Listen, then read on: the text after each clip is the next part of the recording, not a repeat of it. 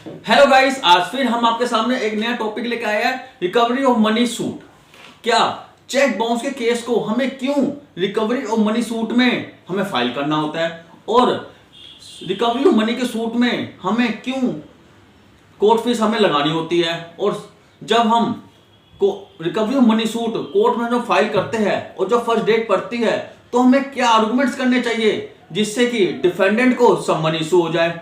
ये सब बातें आज हम इस क्लास में समझेंगे। तो फिर स्टार्ट करते हैं। जब कोई पर्सन आपको चेक देता है तो आप अपने बैंक में जाकर वो चेक डालते हैं, तो किसी कारण से वो चेक अगर बाउंस हो जाए तो बैंक आपको एक रिटर्न मेमो देती है। उस रिटर्न मेमो में ये लिखा होता है कि इस कारण से ये चेक बाउंस हुआ है। अगर आपको चेक बाउंस की पूरी डिटेल समझनी है तो मैंने एक वीडियो बना रखी है पूरी सेपरेट, चेक बाउंस के नाम से, आप मेरे चैनल में जाके देख सकते हैं। तो वो आपको मेमो देती है, उसमें लिखा होता है कि किस कारण से ये चेक आपका जो बाउंस हुआ है। फिर आप चेक उस मेमो को लेकर जिसने आपको चेक दिया होता है, आप उसको कॉल करते हो या उससे बात करते हो कि आपने जो मुझे चेक दिया था वो बाउंस हो गया, आप मेरे पैसे मेरे को वापस कर दो। तो अगर वो ये कहता है कि मैं आपको नेक्स्ट मंथ आपको पैसे दे दूंगा, तो आप उस पर विश्वास कर लेते हो और नेक्स्ट मंथ तक आप वेट करते हो। जब नेक्स्ट मंथ फिर आता है, वो आपको पैसे नहीं देता, फिर आप उसको कॉल करते हो कि आपने कहा था कि नेक्स्ट मंथ तक मैं आपको पैसे दे दूंगा, तो मैं आपको वेट कर रहा था। तो फिर वो आपको आश्वासन फिर देता है कि मुझे सिर्फ 1.5 महीने का और टाइम दे दो, 1.5 या 2 महीने का और टाइम दे दो, मैं आपको 100% आपके पैसे आपको आपके घर जाके मैं आपको वापस कर दूंगा। आप उसकी बातों में आ जाते हो क्योंकि वो आपका फ्रेंडली होता है, आप उसको जानते थे, तो आप सोचते हो कि वो हमें पैसे दे देगा, आप थोड़ा उसका और वेट करने लग जाते हो।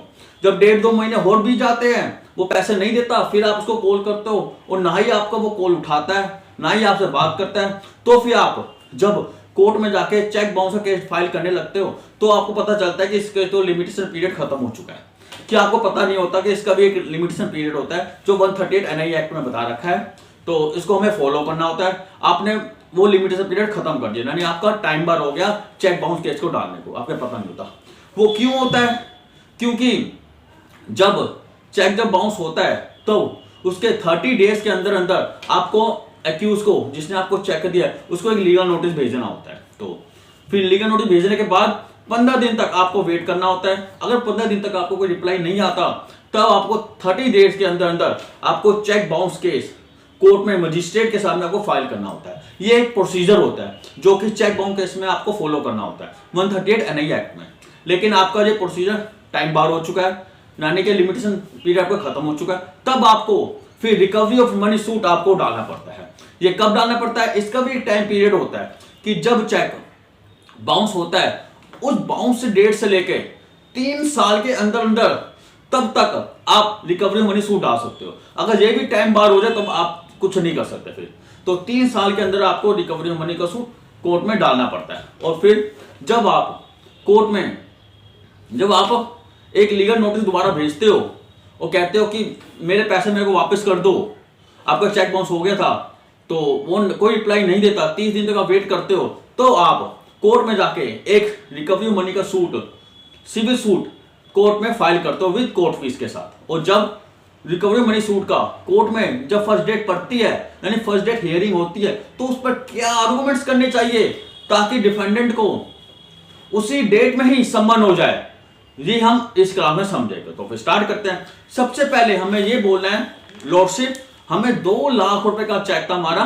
वो हमने वो बैंक में डाला था, जो कि वो चेक बाउंस हो गया था, उसका हमने रिकवरी मनी सूट हमने कोर्ट में फाइल किया है विद कोर्ट फीस के साथ।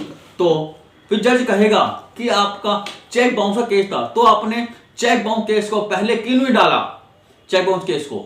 तो फिर हम बताएंगे लॉर्डशिप, जब चेक बाउंस हुआ था तब हमने डिफेंडेंट से बात की थी, डिफेंडेंट से कॉल किया था, बात की थी, तो उसने कहा था मैं 30 डेज के अंदर अंदर आपको मैं पैसे रिटर्न दे दूंगा, वापस कर दूंगा। तो मैंने 30 डेज तक मैंने वेट किया था, तो 30 डेज के बाद दोबारा मैं गया उसके पास बात करने, तो उसने ये आश्वासन दिया कि मैं 1.5-2 महीने का और मुझे टाइम दे दो, मैं आपको आपके पैसे आपको वापस कर दूंगा।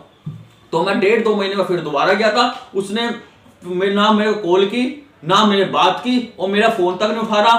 तब मैंने फिर मैं चेक बाउंस के डालने कोर्ट में गया, तब तक टाइम पार हो चुका था, लिमिटेशन पीरियड खत्म हो चुका था। तब फिर मैंने रिकवरी मनी का सूट डाला है। इसमें मैंने प्रॉपर कोर्ट फीस लगाई है और साथ में ये जो सूट है आपके जुडिक्शन में आता है, क्योंकि जो प्लेंटिफ का रेजिडेंट आपके जुडिक्शन में आता है, इसलिए तो मैंने रिकवरी में सूट आपके कोर्ट में फाइल किया। इसमें मैंने इसको एक नोटिस, लीगल नोटिस भी भेजा था, जो कि इसको प्रॉपर ढंग से सर्व हो चुका है, क्योंकि मैंने स्पीड पोस्ट के द्वारा डाला था और उसकी मैंने ट्रैकिंग रिपोर्ट कोर्ट फीस में मैंने ट्रैकिंग रिपोर्ट कोर्ट की जो फाइल है उसमें मैंने लगा रखी है।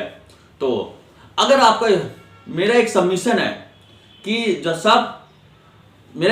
साहब इसको डिफेंडेंट को एक समन इशू कर दो, और अगर कोर्ट को लगता है कि मुझे और आर्गुमेंट सुनने की जरूरत नहीं है, तो कोर्ट डिफेंडेंट को समन इशू कर देता है। बस यहीं तक हमारा प्रोसीजर होता है कि मेन हमारा मोटिव यही था कि हमें डिफेंडेंट को समन इशू करवाना था। तो अगर मेरी वीडियो आपको अच्छी लगे तो प्लीज लाइक और सब्सक्राइब करना भूले कर, फिर मिलेंगे नई वीडियो के साथ। बाय।